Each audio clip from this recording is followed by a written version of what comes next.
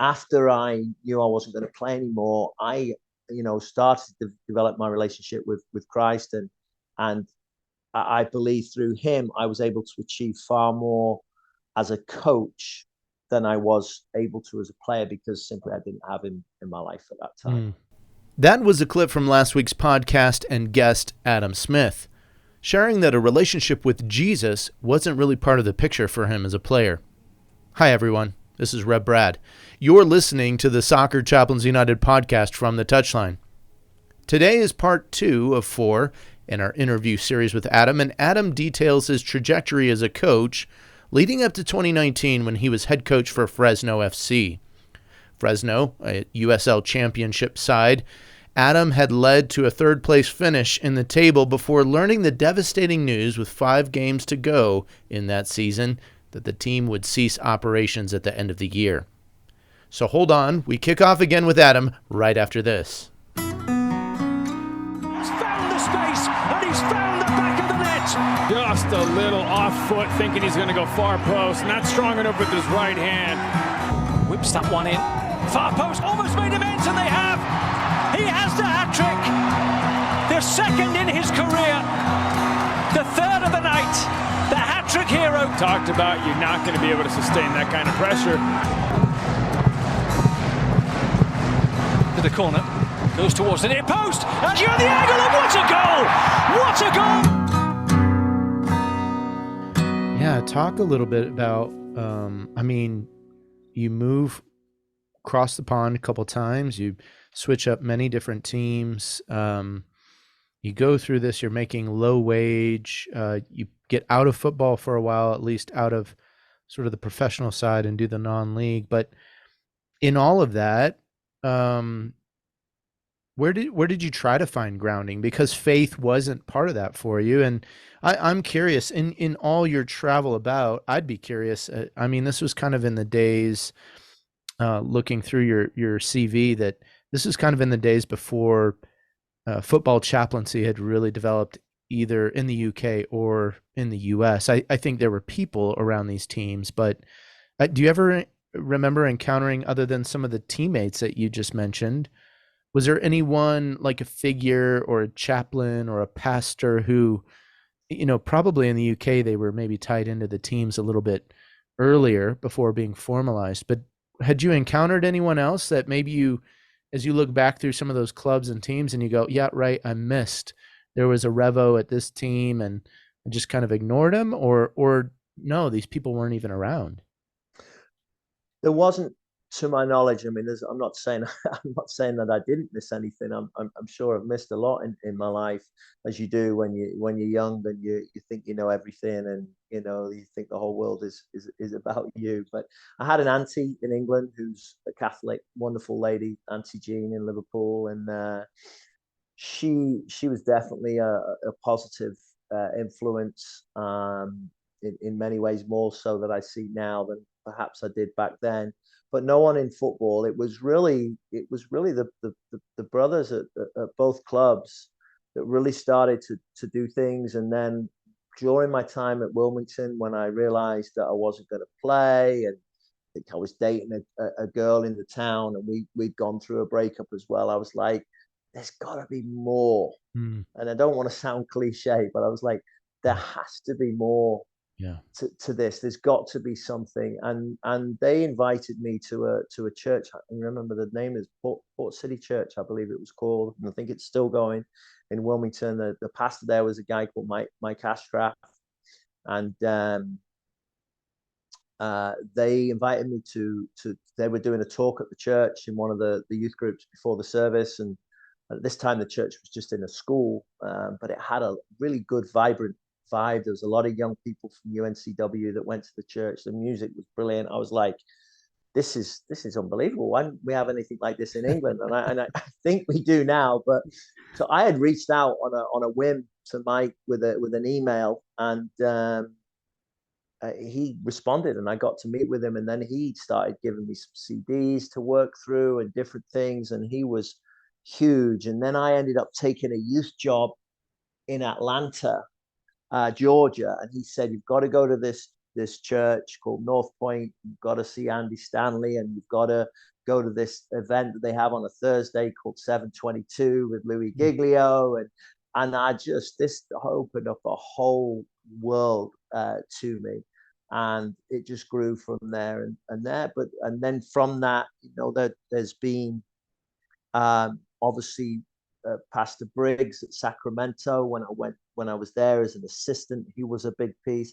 My time at Portland, I had become friendly with the pastor of the church. His name is Brent Deffenbacher, but the church in Oregon that my wife and I attended, and ironically, he is here now in Fresno, which is where I am, and he's a good friend of mine, a good golfing partner as well, and just through all of those people, that they have been kind of like the sounding boards. And there's two other people that I would like to mention. There was a family in Wilmington called the Kenney family, and they still do, but they have a non-profit. He's a builder, and every 10% of every house that he builds and sells that goes back into this charity. And he invited me to the Ukraine, ironically, to go and do a soccer outreach mission trip at an orphanage. This is many years ago when I was at Wilmington, and it was brilliant. That was a bit of a life-changing experience, and so he is a big piece, and I can't forget yourself as well, Rev, but I can't forget the most important one, and that's my wife. She was already working for Young Life when I met her.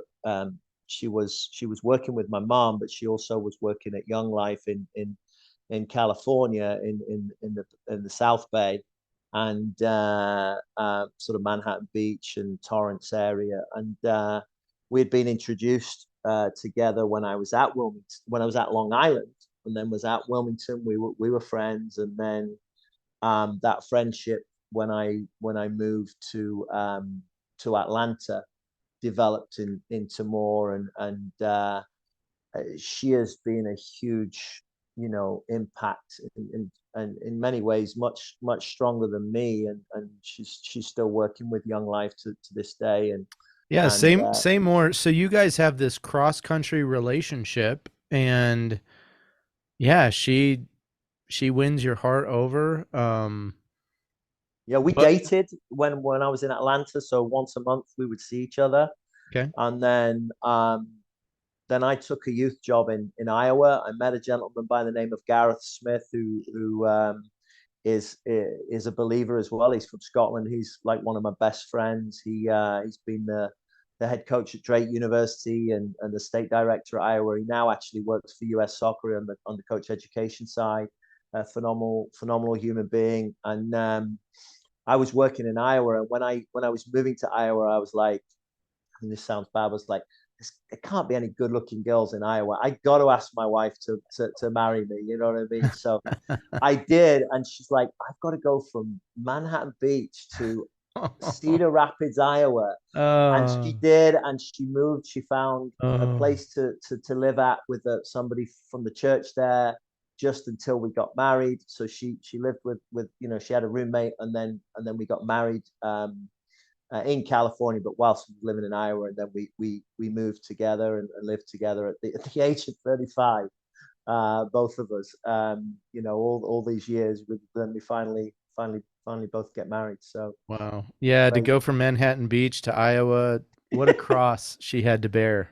We suffer for Jesus, right? And she certainly did in giving that up and coming and finding you. That's I love that part of the story. So you've got this transition going on that finds you in the middle of Iowa, and kind of your coaching is starting to take off. Talk a little bit more, like, did you know, sometimes some of the players that I meet, they don't know, am I cut out? Do I really want to coach? Like, there's this gray space where they're not quite done playing. They could maybe give it a few more years, a few more tries. But then some people just have this idea like, oh yeah, you're just going to be a coach. And I know some some people that just process that differently, and they go, I'm not sure I want to be a coach.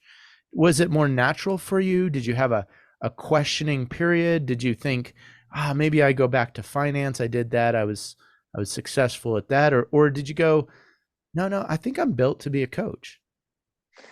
I think I challenged myself. You know, I mentioned to you before about, okay, I now have a faith. I now understand what it is to have a relationship with Jesus Christ.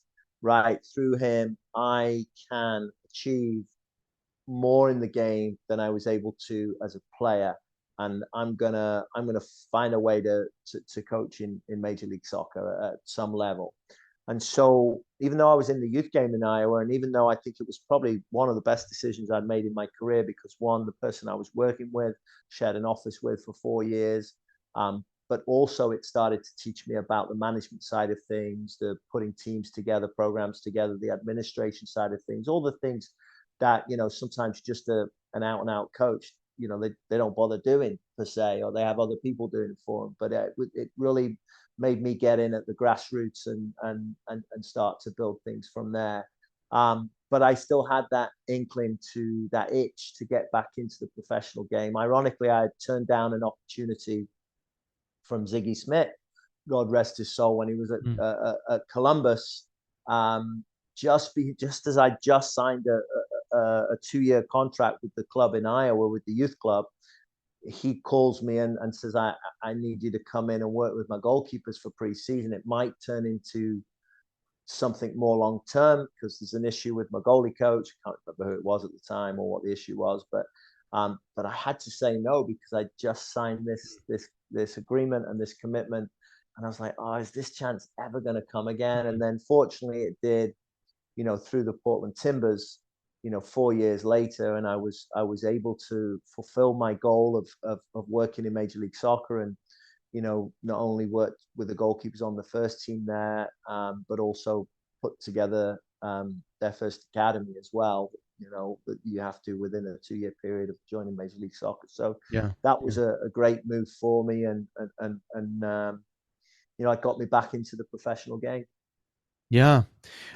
Say a little bit more about coaching. Like, as you start to build out, craft out your ideas of coaching, is there a particular philosophy? Is there, I mean, one of the aspects of the game that I think is most appealing to me is the goalkeeper, right? It's one of the most unique positions on the field. It's the only player able to use hands within a designated area. But for you, did you look at another, was there someone else? Was it your father? Was it someone else in top flight football that you look to, and then you start crafting maybe style or philosophy? This is how I'm going to coach the goalkeepers.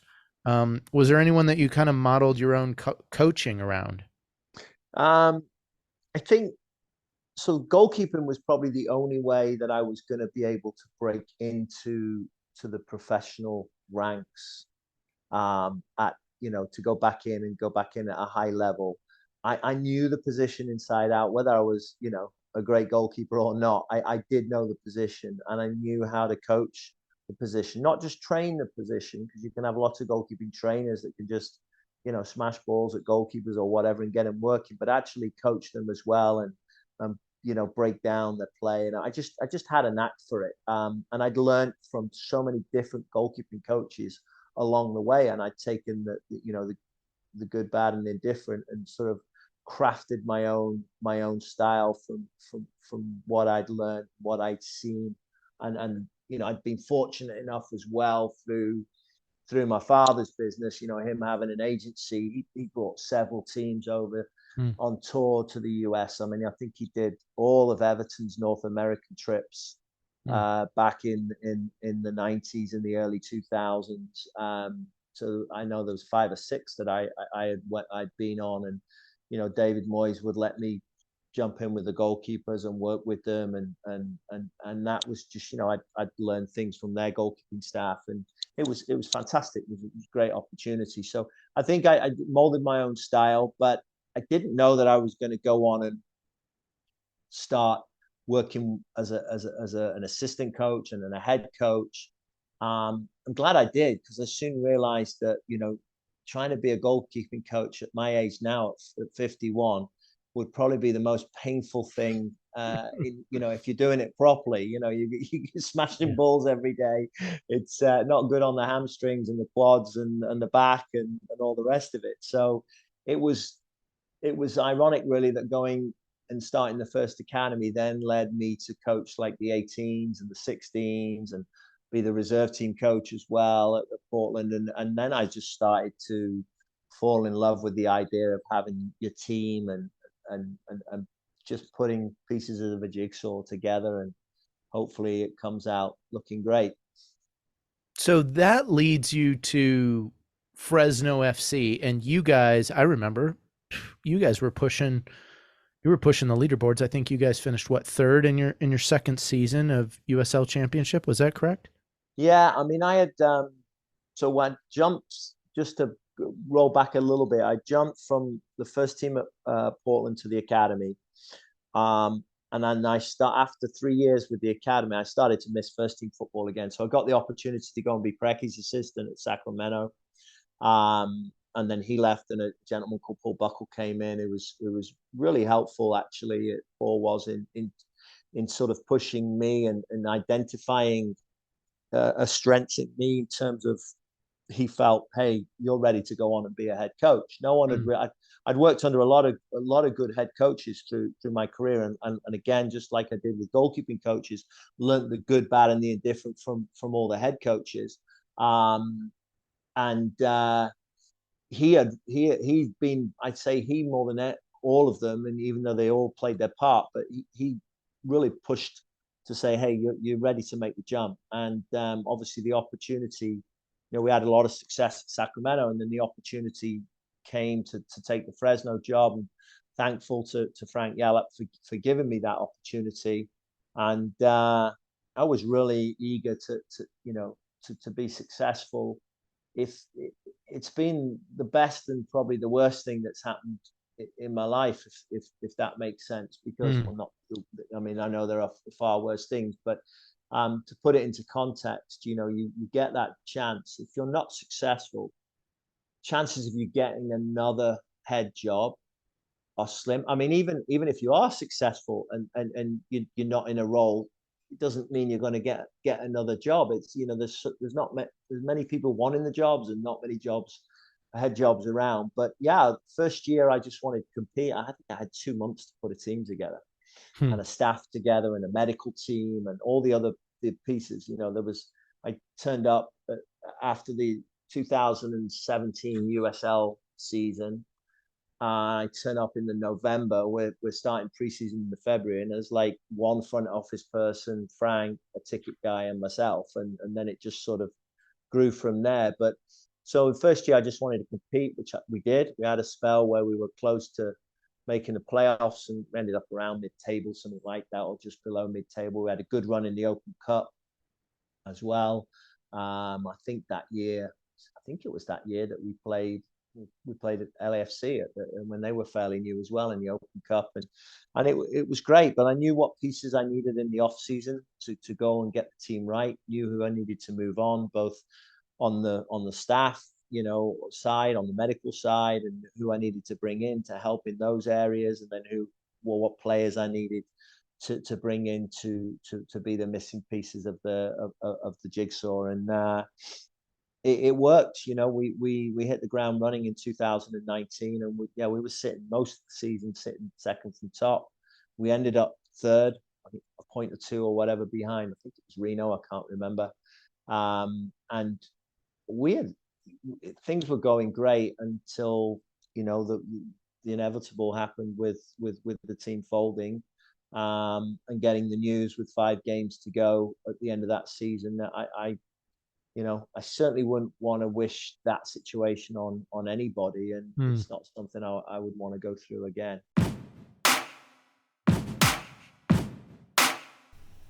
What a difficult moment in space to see your team, your dream, have to shut down. Well, we pause the interview there, but we'll be back next week to hear more of how Adam and others worked to assemble the team of Fresno FC and then how things finished out as they closed down operations. Make sure to listen next week for part 3. Also, a small favor to ask, would you take a moment, give us a rating, maybe write a review in your favorite podcast player? We'd love for others to hear the stories and more that are coming from the Touchline. We really appreciate it. Well, thanks again, everyone, for listening. This is Rev Brad coming to you from the Touchline.